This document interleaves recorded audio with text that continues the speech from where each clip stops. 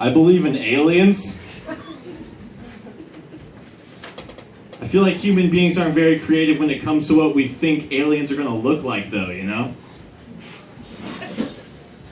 Like every movie, aliens just come in the form of giant bugs or human-shaped reptiles. I want to make a movie where we're invaded by a species that comes in the form of billions of microscopic, super-intelligent, hyper-aware particles. And when you inhale them, they connect to the neurotransmitters and synapses in your mind to control you like a parasite. But because these creatures are so much more advanced than us, they're not only intellectually superior, they're also more spiritually and emotionally evolved. So instead of destroying us, they wage war by releasing so much empathy and compassion into our system that the idea of violence seems barbaric and sad. So instead of fighting, we come together as a species and decide collectively to give ourselves over to this creature as our host. Not only then can it extract the digital information from our minds that we perceive as consciousness, reality, and life, and weave it back into the fabric of the universe, making every human soul just another instrument in the infinite orchestra of love. Starring Will Smith.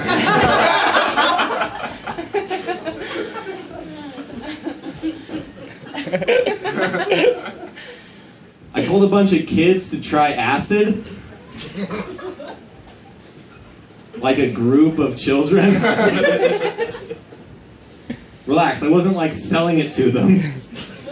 I was just encouraging them to try it when they were of age. There's this open mic in Astoria that a lot of musicians go to. So regular audience members will go to watch amateur music. Unlike comedy. There was 4 comics there. We were all hanging out outside. And this particular night, these parents had brought their 7-year-old daughter, who was like this musical genius. She composed her own music on the piano and sang along to it and wrote the lyrics. And they had brought her older sister, who was like 10, and then just a bunch of her friends and their parents. The kids range from ages 4 to 10. So I was hanging out outside with the other comics, and the owner of the place came up and he's like, "Look, I know there's kids here, but the parents told us, don't hold back." They want to give them a real comedy experience. So just go ahead and talk about whatever you planned on talking about. The other comics totally held back, guys. They pandered their entire sets to the families. They were doing like dad jokes, you know? Like one guy pointed at the little girl, he's like, "You got a boyfriend yet?" She's like, "No." It's like, "Not till you're 25, you know, shit like that. And I could have done that, you know? Like I could have done a clean 10 minutes, but that's not what they asked us to do, you know? They said, don't hold back and talk about whatever you planned on talking about. And that night, I planned on telling a 7-minute story about dropping acid at a frat party. So I figured I was doing those parents a favor by giving their kids a real comedy experience. So when I got on stage, first thing I did, I pointed at the little girl. I'm like, "You ever try acid?" One of the moms was like, "She's 7. So no. Not till you're 25, you know? But definitely do it when you turn 25.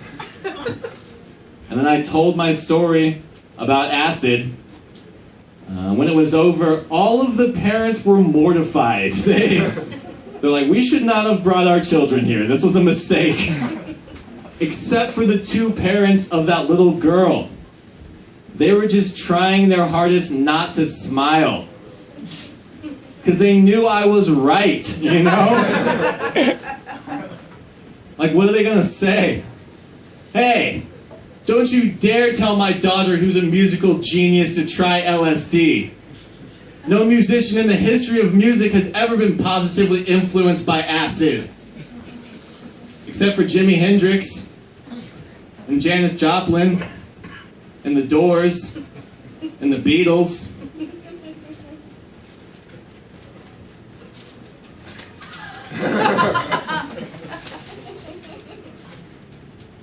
Led Zeppelin and Pink Floyd and Deep Purple and Black Sabbath and the Grateful Dead and Tool and the Flaming Lips and Nine Inch Nails, Lady Gaga, Beck, Bjork, Fish, A$AP Rock, Janis Joplin, Ray Charles, Eric Clapton, Eminem, David Bowie, Jeff Buckley, Nirvana, Queen, Frank Zappa, Red Hot Chili Peppers, the Rolling Stones, Tom Petty, Alice in Chains, and AC/DC. But other than those bands, none of them.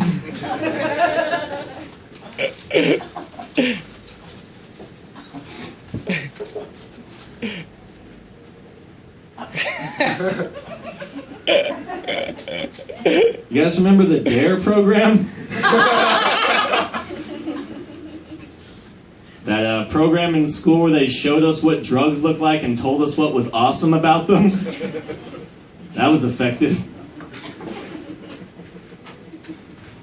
Remember one time in DARE class, the officer was giving a lecture, and this kid raised his hand. He's like, do you know anything about magic mushrooms? And being that this was a police narcotics expert, his response to that question was, no, I don't know anything about those. And if you want to know how effective that DARE class was, I sell shrooms now, so...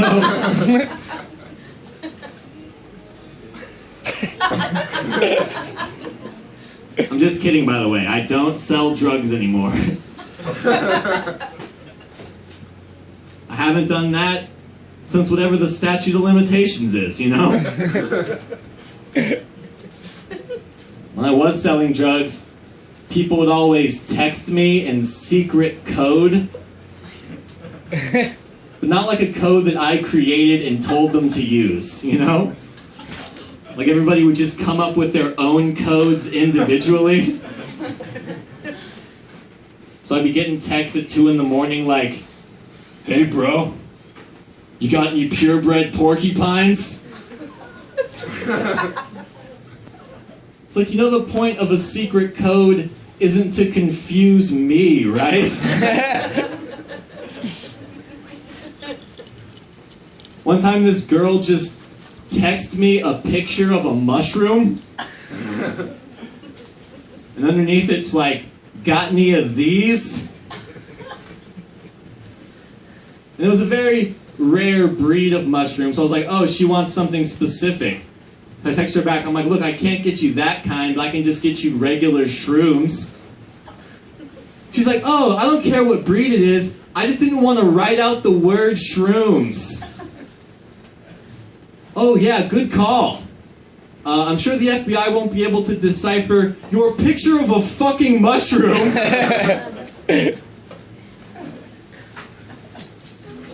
I did shrooms last night. Originally I was going to do them at a concert next weekend, but I went to a late night open mic here. It didn't go so well, so I was like, you know what? I should eat these all right now. Usually takes me about a half an hour to get home from here. I got home 4 hours later, tripping in a very overwhelmingly uncomfortable way. I opened the door to my apartment, and my cat came running at me. She was being extra affectionate and purring, so I picked her up and I was like, oh my god.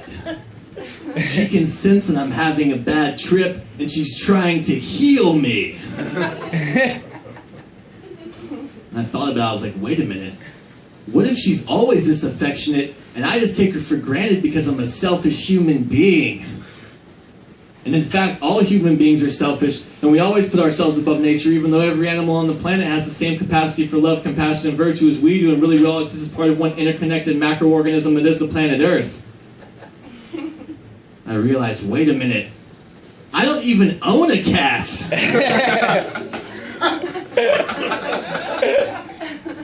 I've been playing old flip-flop for like half an hour.